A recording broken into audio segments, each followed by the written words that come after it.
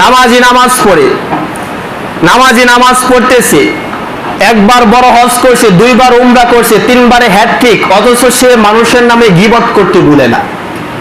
তার মানে বোঝা গেলে এই নামাজ এখনো হয় নাই, কারণ তার নামাজ যদি হইতো তাহলে এইগুলা সে।